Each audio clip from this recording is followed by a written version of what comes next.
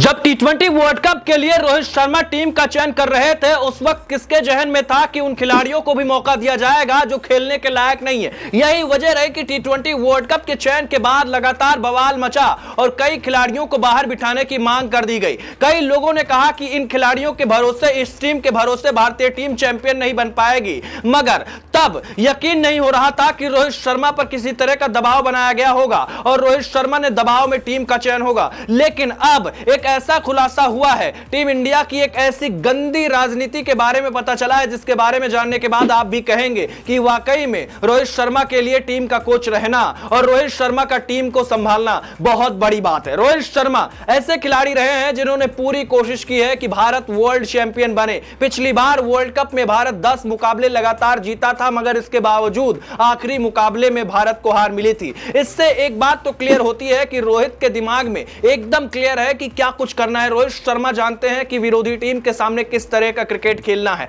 उस पूरे मुकाबले, उस पूरे टूर्नामेंट को अगर आप देखेंगे तो आप पाएंगे कि रोहित शर्मा की रणनीति कमाल की रही थी। हालांकि आखिरी मुकाबले में ट्रेविस हेड ने जिस तरह से ऑस्ट्रेलिया के लिए पारी खेली थी, उसने कहीं ना कहीं सब कुछ मिट्टी में मिला दिया था, मगर अब उनका भी तोड़ हार्दिक के हाथ लग गया है। जी हां, आपने भी देखा होगा कि ट्रेविस हेड जो बाएं हाथ का गेंदबाज होता है, तेज गेंदबाज, उसको बहुत अच्छे तरीके से नहीं खेल पाते हैं। अर्शदीप सिंह भारतीय टीम में शामिल किए गए हैं। कई लोग अर्शदीप सिंह को ट्रोल कर रहे थे, कह रहे थे कि इस खिलाड़ी को तो बाहर बिठाना चाहिए, लेकिन अब हर किसी को समझ में आ गया है कि आखिर रोहित शर्मा ने इस खिलाड़ी को मौका क्यों दिया। लेकिन आपको बता दें, एक बात जो है वो बहुत ज्यादा चर्चा का विषय बनी हुई है। मौजूदा समय में टीम इंडिया का कोच कौन होगा वर्ल्ड कप के बाद, उसके लिए एक प्रोसेस जारी है। बीसीसीआई कई खिलाड़ियों से कांटेक्ट कर रहा है, मगर अब एक बात जो सामने आई है उसने हर किसी को हैरान और परेशान कर दिया है। दरअसल टीम इंडिया के दिग्गज खिलाड़ी केएल राहुल ने एक ऐसी बात बताई है और जिसके बाद अब कोच का प्रोसेस और ज्यादा कठिन हो गया है।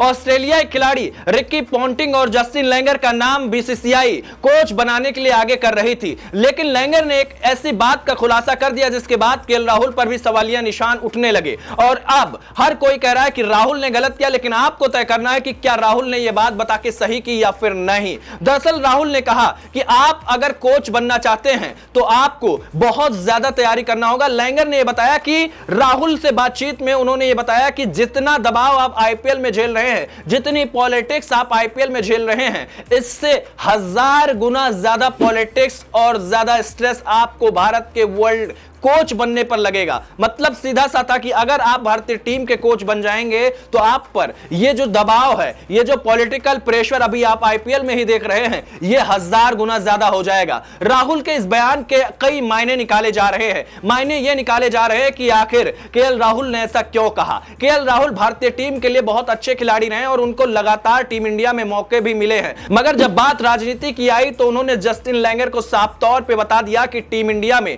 राजनीति बहुत ज्यादा हावी है। आपको पता ही है कि जय शाह को लेकर लगातार लोग ट्रोल करते रहते हैं, कहते हैं कि जय शाह के आने के बाद टीम इंडिया में थोड़ा सा पॉलिटिकल एंगल घुसा है। लेकिन अब जिस तरह की बयानबाजी केएल राहुल की तरफ से की गई है, केएल राहुल ने जिस शब्दों में कह दिया है कि भारतीय टीम का कोच बनने का मतलब बहुत बड़ी मुश्किल में फंसना, उनके बयान का मायने आप समझिए। उन्होंने कहा कि अगर आप टीम के कोच बनेंगे तो आपको 1000 गुना ज्यादा प्रेशर झेलना पड़ेगा जो अभी आप आईपीएल में झेल रहे हैं। उन्होंने कहा कि टीम इंडिया की पॉलिटिक्स आप पर बहुत ज्यादा आपको परेशान करने वाली है। मतलब सीधे तौर पर जो बातचीत रही वो ये कि पॉलिटिक्स टीम इंडिया में बहुत ज्यादा हो रही है और अगर आप कोच बनते हैं तो आपके लिए बहुत ज्यादा चुनौतियां होंगी। राहुल का यह बयान लगातार वायरल हो रहा है और लोग कह रहे हैं कि राहुल ने अच्छा किया जो टीम इंडिया की पोल खोल दी। रोहित शर्मा ने जब टीम का चयन किया था, उसी के ठीक कुछ दिन बाद इस बात की जानकारी सामने आई थी कि रोहित शर्मा हार्दिक पांड्या का सिलेक्शन नहीं चाहते थे। साथ में कुछ और भी खिलाड़ी थे